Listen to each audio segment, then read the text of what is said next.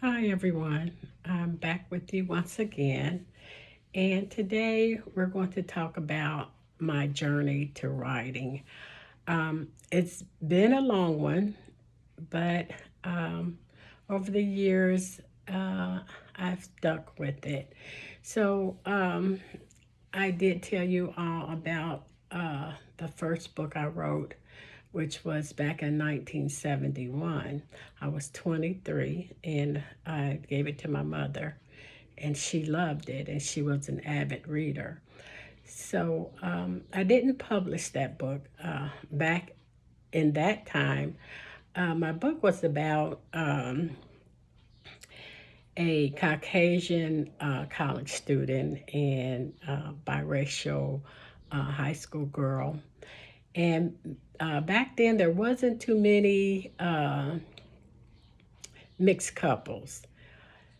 It was a time when mixed couples, you didn't see too many of them. And me writing a book about it, I never expected that it would ever be published or anything like that. But when I wrote the book, I wasn't focused on the color of the characters. My main focus was on the fact that this young college man saw this biracial high school girl, and he fell for her.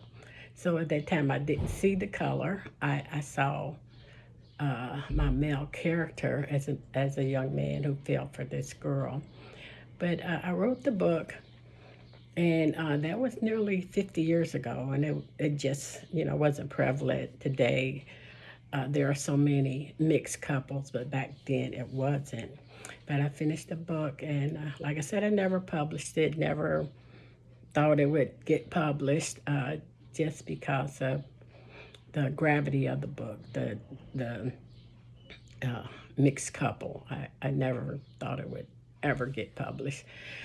But I was about 24 then, 23, 24. And I went on with my life. I had graduated. I took a job as a laborer. Then I went back to school and took a job. I went back to school and studied uh, uh, office administration. After I did that, I got a job in the office administration area, and I worked there. I got married, and while I was doing all of this, I wasn't writing. I did have a lot of stories in my mind. And when you're a writer, that's what happens. You always have some type of story on your mind to write. And that story fills up your mind day and night. But I had a lot of stories that I did want to write, but never got around to them. I married. I took care of my children, took care of my home, took care of my husband, and just never had time to write. And in one of my posts, I did tell you all that it's kind of hard to write um, when you have a spouse because they really don't want to share you with what you're doing. If it's something besides what they want you to do, or being with them or whatever, they are not interested in it. So they wasn't really interested in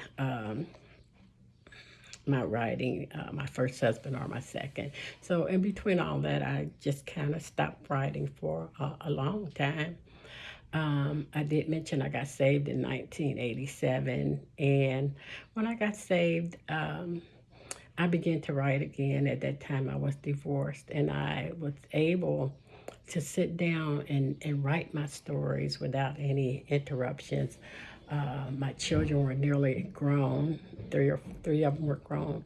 Still had a few younger ones, but I was able to sit down and just finish up my books. Um, at that time, I was working on a book called Colorist Jesus. It was my first one, and this one was also about a Caucasian um, sergeant and a African American Christian girl. I got the idea of that book from listening to my brothers. They would come home from work. They both were stationed at Fort Hood and Killeen. And they would come home, and sometimes their friends would come over. I was staying with one of them for a while. And sometimes their friends would come over, and they would sit around and they'd talk about what happened on base that day and drink a beer and laugh and joke about it. But they were talking about this one sergeant. He was racist, and he treated the black soldiers terrible. And we, as they sat around talking about it, one of my brothers said, "This man will never change." And when I got saved, I came back home to Cincinnati, Ohio, and I got saved. And after I got saved, I thought about those discussions they would have about that sergeant. And I thought, there is one thing that will save him, and that's Jesus. And that's where I got my idea to write my very first faith-based books, and it was called Color Us Jesus. I began to write it around that one thought of Jesus bringing this sergeant to his knees, and him doing it by using this African American young lady, this Christian lady. So I finished that book probably about 2000, and it sat, I told you that before too. It sat on the shelf for about a year. I tried several publishers and I was rejected. Um, I guess at that time there was just no interest in the book. The book is mainly about Army, about uh, um, a mixed couple, about church and God, about an army that was going on at that time. So it had a lot in it, but it just didn't seem to hit with the publisher that I sent it to. So I set it on the shelf, and it sat on the shelf until probably about 2010 or 2012, which is a long time. And my daughter came over and said, "Mom, that book's been sitting on the shelf for a long time. Why don't you try to publish it?" So I tried another publisher. Well, at that time, it was getting easier to get your books published because there were more publishers instead of the most popular ones. They had other different kind now. So they published my book, and that was about 20, 2015. They published my book, and it was a long journey to get that first published book. I was so excited about it, and everybody was excited for me. I was working at that time, and I took my book into work, and everybody was, just really happy for me, and wanted to know what it was about and things like that. So from that point, I began to do a lot of work. I did a lot of marketing. I did a lot of talks on my book at different colleges. I bought business cards. I sent out flyers. I sent out letters. It was a lot of work. So sometimes you'll get that one book that will hit, and someone, well, maybe a producer or someone will see it. And that's basically what most writers are looking for. They want to share their book with the public, and that's what I wanted to share my book with the public. I, I write faith-based books because I want everyone to know that there is a God, and He can save anyone. I know because He saved me. And I appreciate the Lord so much.